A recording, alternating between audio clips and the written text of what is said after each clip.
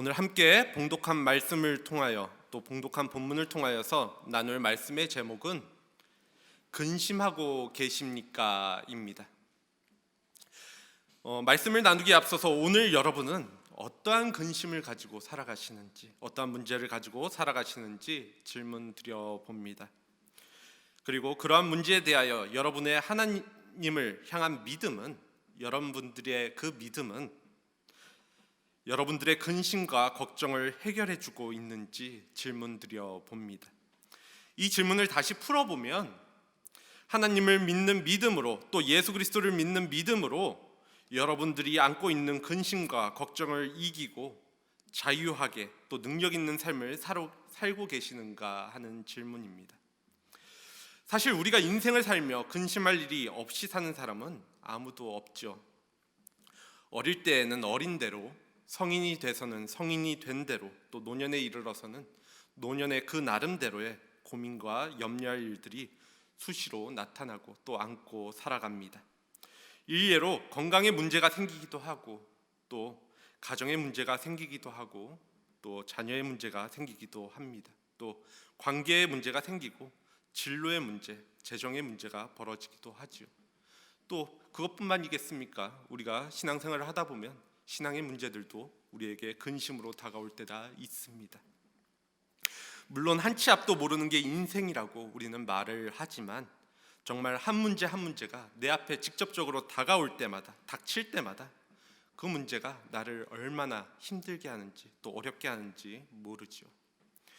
이러한 근심과 어려움에 대한 문제들은 신앙이 있던지 그것이 없던지 상관없이, 그 유무와 상관없이 다가오는 문제들이라는 것입니다. 그런데 문제는 그러한 나에게 다가오는 문제들이 근심거리가 되어지고, 또 그것을 넘어 나의 신앙을 흔들 때가 있다라는 것입니다. 나의 믿음을 흔들 때가 있습니다. 그러한 문제들이 말입니다. 오늘 본문 속에서도 그러한 근심에 놓여 있었던 이들이 있었습니다. 바로 예수님의 제자들인데요, 그들에게 예수님께서는 오늘 1절 말씀을 통하여서 근심하지 말아라, 근심하지 말라라고 말씀하십니다. 그리고 그들이 근심하지 말아야 하는 그 근거가 무엇인지, 그 이유가 무엇인지에 대하여 오늘 본문 속에서 예수님께서는 세 가지 약속을 하고 계십니다. 이 약속들은 주님이 하나님을 믿으니 나를 믿으라라고 말씀하시면서 그 믿음에 따른 내용으로 주어주신 것인데요, 그러니까 오늘 본문 1절이 되는 그 1절 말씀이 큰 핵심 주제라고 한다면, 나머지 2절서부터 14절까지의 말씀은 그 핵심 주제의 근거에 대한, 그 이유에 대한 말씀이라고 할 수 있습니다. 그렇게 함께 말씀을 살펴보면서 우리에게 필히 찾아오는 근심과 어려움 속에서 예수님께서는 우리에게 무엇을 약속하고 계시는지, 또 그것을 나눔으로 이를 이길 수 있는 힘을 누리고, 또 그것을 통하여서 우리의 믿음을 더욱더 굳건히 세워나갈 수 있는 시간이 되어지기를 원합니다. 먼저 예수님께서 근심하고 또 두려워하고 있는 제자들에게 첫 번째로 약속해 주신 것은 바로 하늘나라입니다. 예수님께서는 내 아버지의 집에 거할 곳이 많도다, 곧 하늘나라에는 거할 곳이 많이 있도다 라고 말씀하셨습니다. 그리고 나서 지금 예수님께서 제자들을 떠나는 것은 그곳에 제자들의 거처를 준비하시기 위한 것인데, 다 준비되었으면 다시 와서 제자들을 예수님이 계신 곳으로 영접하실 것이라고 약속하십니다. 그것이 오늘 본문 2절서부터 3절 말씀입니다. 내 아버지 집에 거할 곳이 많도다. 그렇지 않으면 너희에게 일렀으리라. 내가 너희를 위하여 거처를 예비하러 가노니, 가서 너희를 위하여 거처를 예비하면 내가 다시 와서 너희를 내게로 영접하여 나 있는 곳에 너희도 있게 하리라. 오늘 말씀 가운데 제자들이 근심하고 있는 이유는 예수님과의 이별을 앞두고 있었기 때문이었습니다. 예수님과의 이제 분리가 되어져야 할 것이기 때문이었죠. 본문 앞 요한복음 13장 내용을 먼저 살펴보면, 그 배경을 우리가 좀 살펴보면, 예수님께서는 십자가에 못 박히시기 전, 그러니까 잡히시기 직전에 제자들을 불러서 발을 씻기시고, 이제 자신의 생애와 또 자신의 사역의 의미를 요약하시면서 이러한 말씀을 하시게 됩니다. 너희 중에 나를 팔 이가 하나 있다 말씀하시면서 고별의 메시지를 전하시는 게 13장 메시지입니다. 그리고 자신이 떠나가는 그 길을 지금 너희들은 같이 갈 수 있는 길이 아니라라고 말씀을 하시죠. 그때 내가 주를 위해서 목숨까지 바쳐서 그 길을 함께 따라가겠노라 말하는 베드로에게 닭이 울기 전에 내가 3번 나를 부인하리라 말씀하시기까지도 합니다. 아마도 제자들은 예수님께서 이러한 말씀을 하실 때, 이러한 이야기를 듣고 있는 상황에서 자신들의 운명이 어떻게 흘러가게 될 것인지에 대한 의구심을 갖고 근심할 수밖에 없었을 것입니다. 이제 예수님은 떠난다고 이야기하시니까 자신들은 어떻게 되는 것인가, 남아있는 자신들은 어떻게 될 것인가, 그리고 그렇게 믿고 있었던 예수님을 베드로도 부인한다고 이야기하고 예수님께서는 또 누군가는 자신을 팔아넘길 것이라고 얘기하는 그 상황에서 제자들이 그것을 어떻게 받아들일 것인가 생각해보면 근심거리가 되었다라는 것이죠.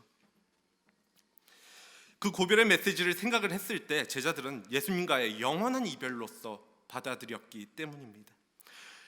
하지만 예수님께서는 제자들과 또 다시 만나게 될 뿐만 아니라 예수님께서 떠나시는 것은 제자들이 거할 하늘나라의 처소를 예비하시기 위한, 준비하시기 위한 것이라고 말씀해 주십니다. 우리가 생각해 보면 우리가 마주하는 문제들에 대하여 근심하고 또 걱정하는 이유는 우리의 눈에 그 문제를 바라보고 또 생각하는 것이 우리의 시선에서, 우리의 눈높이에서 그 문제를 바라보고 생각하기 때문입니다. 우리의 관점에서 문제를 바라보고 생각하기 때문에 그게 근심거리가 되고 또 힘들어진다라는 것이죠. 하지만 주님은 늘 우리의 인생 전체를 보시면서, 우리의 그 인생 끝까지를 바라보시면서 우리에게 가장 유익한 것이 무엇인지를 항상 찾으시고 말씀해 주시는 분이십니다. 로마서 8장 28절은 우리가 알거니와 하나님을 사랑하는 자 곧 그의 뜻대로 부르심을 입은 자들에게는 모든 것이 협력하여 선을 이루느니라 라고 분명하게 말씀하고 계십니다. 이것은 우리 주님이 어떤 일을 하시든지, 주님께서 어떤 일을 행하시든지 꼭 지키시고 일하시는 방식을 말씀하고 계시는 것인데요, 주님은 언제나 우리를 위해 가장 좋은 일을 하신다라는 것입니다. 이러한 관점에서 보면 제자들에게 지금 당장 눈앞에 예수님이 떠나신다는 것이 근심이고 걱정거리겠지만 예수님께서는 제자들에게 더 좋은 것을 허락하시기 위해 떠나신다라고 말씀하고 계시는 것이죠. 그리고 제자들에게 지금 당장 예수님과 함께 있는 것보다 더 좋은 것, 더 유익한 것은 바로 아버지의 집, 곧 하늘나라입니다. 제자들은 예수님이 우리를 떠나시고 나면 우리의 인생이 어떻게 될 것인가 하며 이 땅에서의 인생, 이 땅을 살아가면서 어떠한 일들을 우리가 겪어야 할지에 대해서 두려워하고 있었습니다. 그러면 사실상 우리의 관점에서 생각을 해보면, 우리의 시선에서 생각해보면 예수님은 그것에 대한 해답을 주셔야 하죠. 그런데 예수님께서는 오늘 땅이 아니라, 이 땅이 아니라 하늘을 가리키시면서 하늘나라의 이야기를 해주셨습니다. 그러면서 예수님께서는 하늘을 가리키시면서 내 아버지의 집에는 거할 곳이 많다, 그렇기에 너희가 거할 곳이 없을까 봐 걱정할 필요가 없다라고 말씀하시죠. 그리고 지금 예수님이 제자들을 떠나시는 이유는 아버지께로 가서 제자들을 위해 거처를 준비하시기 위해서라고 말씀하십니다. 준비가 다 되어지면 다시 와서 제자들을 만날 것이고 또 그리로 영접해 가실 것이라고 말씀해 주시기도, 또 약속하셔 주시기도 하셨습니다. 예수님께서는 이렇게 땅을 보며 앞으로의 인생을 근심하고 있는 제들에게 그것보다 더 좋은 하늘나라에 대한 확신을 심어 주시려고 하시는 것입니다.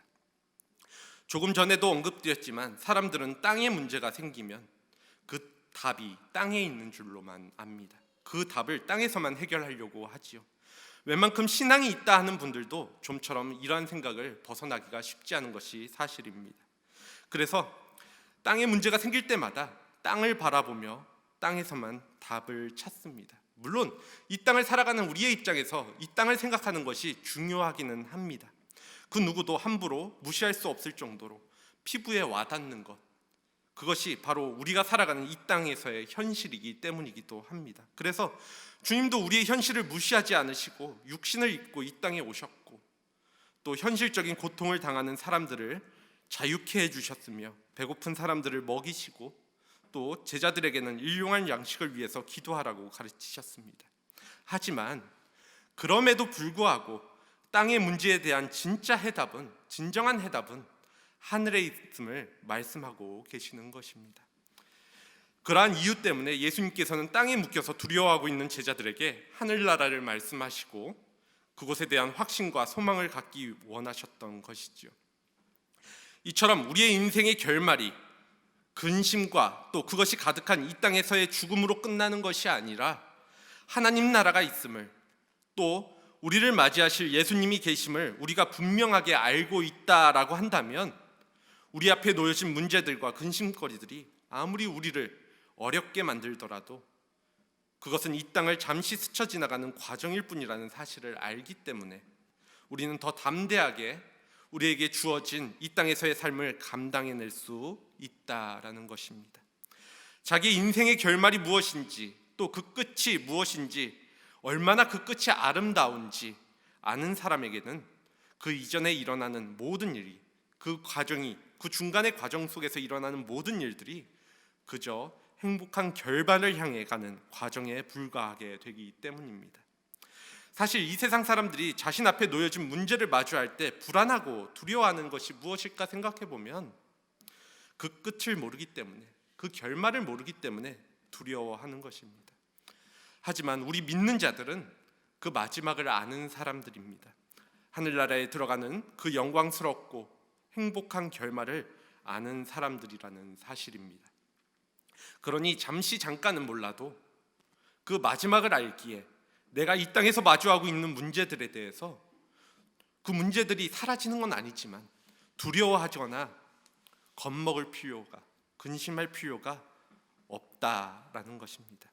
그렇게 나에게 닥쳐오는 문제들 때문에 두려워지고 또 근심이 되어진다면, 그럴 때마다 여러분들의 눈을 땅에서 하늘로 옮기시길 바랍니다. 그리고 여기 이곳이 아니라 주님이 마주하여 주시고 언제나 함께 하시는 하늘나라가 내가 영원히 살아갈 나의 집, 나의 본향이라는 것을 변하지 않는다는 그 사실을 깊이 묵상하시길 바랍니다.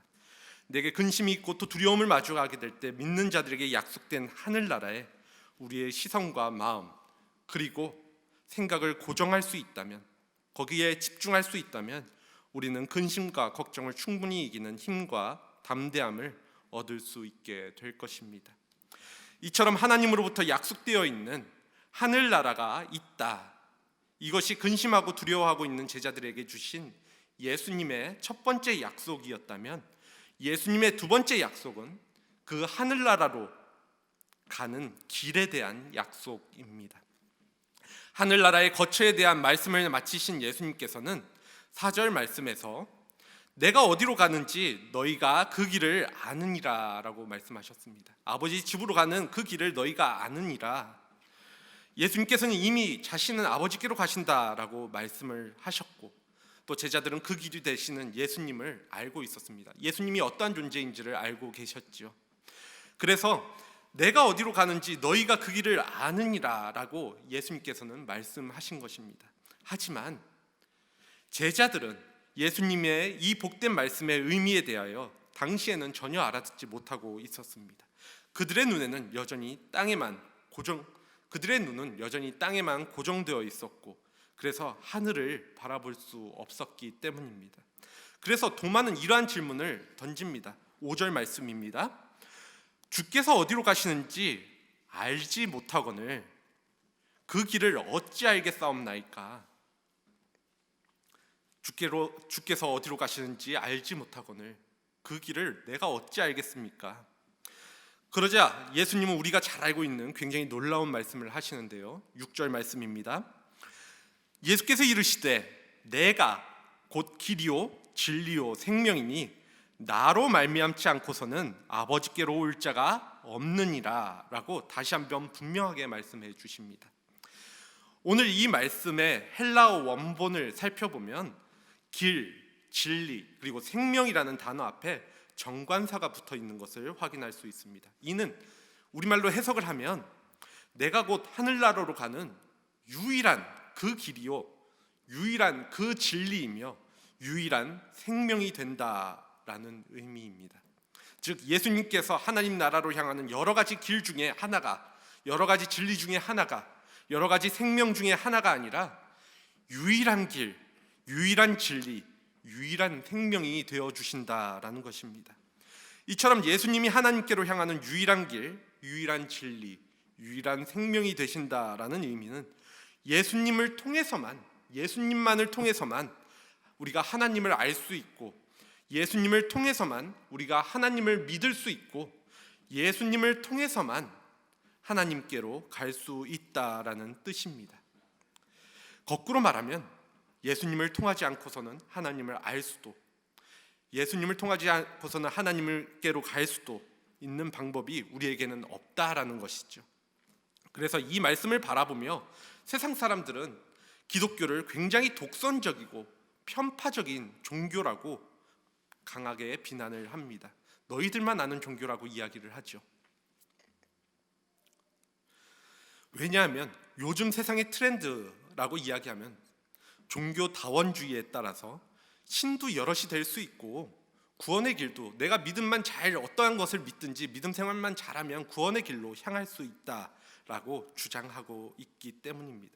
그리고 어느 곳으로 가든지 그 목적지는 다 구원하고 연결되어 있다. 어느 종교를 갔든지 나를 수양하고 또 내가 깨끗해지면 언제든지 구원받을 수 있다라고 이야기한다라는 것이죠. 이것이 세상의 주장입니다.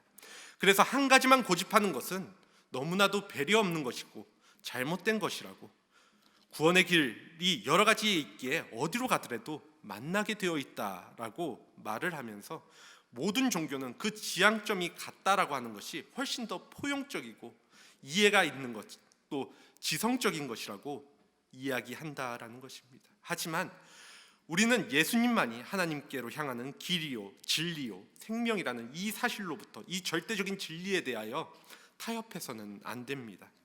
타협해서는 안 되는 것은 독선적이라거나 편협한 것이라는 것과 차원이 다른 이야기인데요. 왜냐하면 타협이 안 된다라는 것은 오히려 그것이 유일한 진리임을, 그것이 분명한 진리임을 드러내는 일이 되기 때문입니다. 그것만이 진짜니까 타협할 수 없는 것이죠. 그렇게 하나님의 말씀하시는 구원의 길, 하나님 나라로 가는 길은 오직 한 길, 오직 예수님뿐임을 기억하셔야 합니다. 그래서 1절 말씀을 다시 보면 하나님을 믿으니 또 나를 믿으라고 예수님께서는 말씀하고 계시는 것입니다. 예수님을 믿음으로 하나님의 나라를 향하는 그 유일한 길을 우리가 걸어가게 되는 것이기 때문에 말입니다. 물론 서두에서 말씀드렸던 것처럼 우리의 삶의 문제를 마주하거나 근심거리 앞에서 믿음이 흔들릴 때가 있기도 할 것입니다. 그래서 지금 내가 예수님을 믿고 걸어가는 이 길이 때로는 맞는 길인가, 때론 불안하고 의심하게 될 때가 생기겠지요.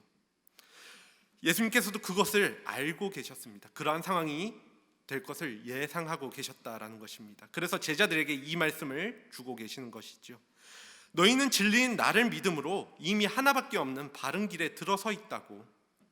그래서 지금처럼 계속 그 믿음을 가지고 그 길을 걸어가면 반드시 하나님께 이르게 될 것이라고 확실하게 약속해주고 계시다라는 것입니다.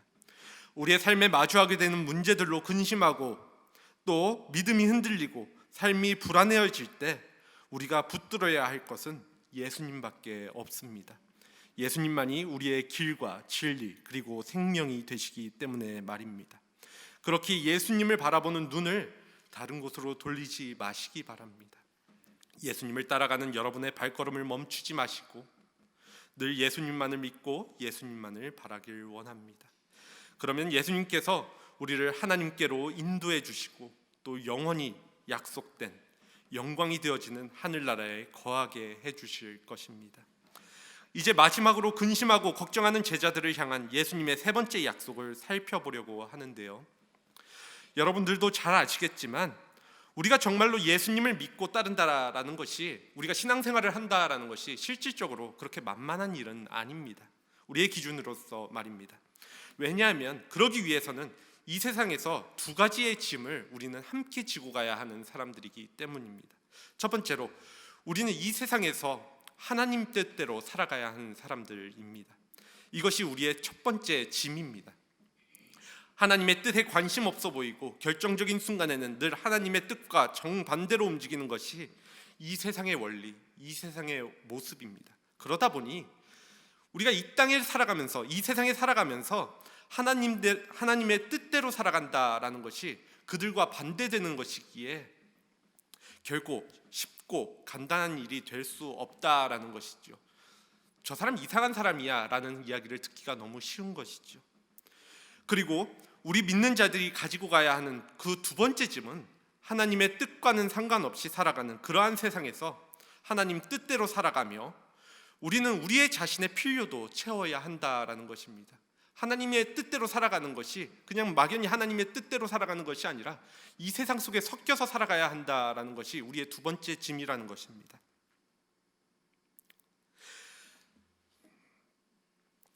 우리 역시도 이 땅을 육을 가지고 또 살아가야 하는 사람들이기 때문에 말이죠. 이것이 바로 그리스도인들이 가지고 가는 또 힘들게 지고 가는 두 가지 짐입니다. 둘 중에 하나도 지기 힘든 것이 우리의 현실인데 우리는 우리의 믿음 때문에 더 무거워진 짐을 두 개씩이나 져야 하는 것입니다. 그래서 우리가 믿는 자들이 하나님의 부르심에 따라가는 것이 쉽지 않다라고 자꾸만 이야기하게 되는 것이죠. 그러면 우리는 어떻게 살아야 하는가? 우리 믿는 자들은 그 무거운 짐을 어떻게 지고 갈 수 있을까? 정말 그 무거운 두 가지의 짐을 온전히 다 지고 가는 것이 가능한 것인가? 라는 질문을 해볼 수밖에 없습니다. 사실 많은 분들이 이 질문에 대하여 그러한 일은 우리가 예수님도 아닌데 부분적으로는 가능할 수 있어도 온전히 지키는 것은 가능하지 않다라고 생각하시는 분들이 많이 계시는 것 같습니다. 그래서 너무나도 당연하게 하나님의 부르심이 아니라 이 세상의 목소리를 따라 때로는 살아가게 되는 것이죠. 하지만 이 두 가지 짐을 함께 지고 갈 수 있는 방법이 전혀 없는 것은 아닙니다. 우리에게는 그것을 가능하게 하는 분명한 방법이 있다라는 것인데요. 오늘 본문 12절 말씀입니다. 내가 진실로 진실로 너희에게 이르노니 나를 믿는 자는 내가 하는 일을 그도 할 것이요 또한 그보다 큰 일도 하리니 이는 내가 아버지께로 감이니라. 이 말씀은 정말 믿기지 않을 정도로 놀랍고 은혜로운 약속입니다. 예수님은 분명히 우리가 예수님이 하신 일보다 더 큰 일을 할 것이라고 약속하고 계십니다. 나를 믿는 자는 내가 한 일을 그도 할 것이요 그보다 더 큰 일도 할 것이다. 우리가 이 약속을 믿는다면 우리는 그 어떠한 일들로부터 근심하고 걱정할 필요가 없습니다. 우리가 걱정하고 또 근심하는 그 일이 아무리 우리의 신앙을 흔들고 힘들게 하는 대단한 일이라고 해봤자 예수님께서 행하신 일들보다 큰 일이 될 수는 없을 테니 말입니다. 그런데 우리가 예수님을 믿기만 하면 저절로 그렇게 되는 것은 분명 아니지요. 그래서 13절 14절 말씀을 분명하게 덧붙이셨습니다. 13절 14절 말씀입니다. 너희가 내 이름으로 무엇을 구하든지 내가 행하리니 이는 아버지로 하여금 아들로 말미암아 영광을 받으시게 하려 함이라. 내 이름으로 무엇이든지 내게 구하면 내가 행하리라. 예수님께서는 이 일을 위하여 택하신 방법은 바로 기도였습니다. 기도하라. 예수님께서 제자들에게 나의 이름으로 기도하라고, 즉 나를 믿고 나를 의지하여서 구하라고, 다시 말해 기도하라고 말씀하셨다라는 것입니다. 그리하면 너희가 무엇을 구하든지 내가 행하겠다라고 약속을 하시죠. 이 말씀은 우리가 근심하는 문제들, 또 우리 앞을 가로막는 수많은 어려움들에 대하여 간구하면 예수님께서 해결해 주시겠다라는 약속의 말씀입니다. 이 말씀은 우리가 기도할 때 정말 큰 힘이 되어지는 말씀이죠. 왜냐하면 이 말씀은 우리가 기도하에 아무런 응답도 없는 공허한 외침이 되지 않을 것이라는, 우리의 기도가 벽에 대고 하는 이야기가 아니라는, 그냥 우리의 목을 쉬도록 외치는 외침이 되지 않을 것이라는 분명한 약속이 되어주시기 때문입니다. 기도해봐야 들어주시지도 않고 기도해봐야 이루어주지도 않으신다면 우리의 입장에서는 무슨 힘이 나서 또 무슨 근거가 돼서 계속해서 기도할 수 있겠습니까? 하지만 예수님께서는 약속하셨습니다. 내 이름으로 구하는 것은 무엇이든지 내가 다 행하겠다라고 말입니다. 이것이 바로 예수님을 믿는 자들이 이 땅을 살아가면서 현실적인 부분에서 피부에 와닿는 근심하고 걱정하는 일들에 대해서 그것을 하지 않고 하나님의 부르심을 따라 이 땅을 살아갈 수 있는, 믿음을 지키고 살아갈 수 있는 비결이 됩니다. 예수님께서 우리의 기도를 들으시고 응답해 주심으로 우리의 필요를 공급해 주시고 부르심을 감당할 힘을 주실 것이라는 그 약속을 분명하게 믿기 때문에 말이지요. 그렇게 우리 앞에 놓여진 문제들에 대하여 주님의 이름으로 기도하며 사는 인생이 되어지기를 간곡히 요청드립니다. 그러면 주님께서는 여러분들 앞에 놓여진 문제들에 대해서 응답해 주실 것입니다. 그렇게 일할 것이십니다. 신실하신 주님이 그렇게 약속하셨으니까 말입니다. 그러니 근심할 이유가 없다, 예수님께서는 말씀하고 계시는 것입니다. 이제 말씀을 정리합니다. 초반에 언급드렸던 것처럼 우리가 이 땅을 살아가며 문제들이 닥칠 때 또 근심하고 두려워하는 근본적인 원인이 무엇일까 생각해 본다면 그것은 우리가 우리의 한치 앞을 예상하지 못하기 때문에, 알지 못하기 때문에입니다.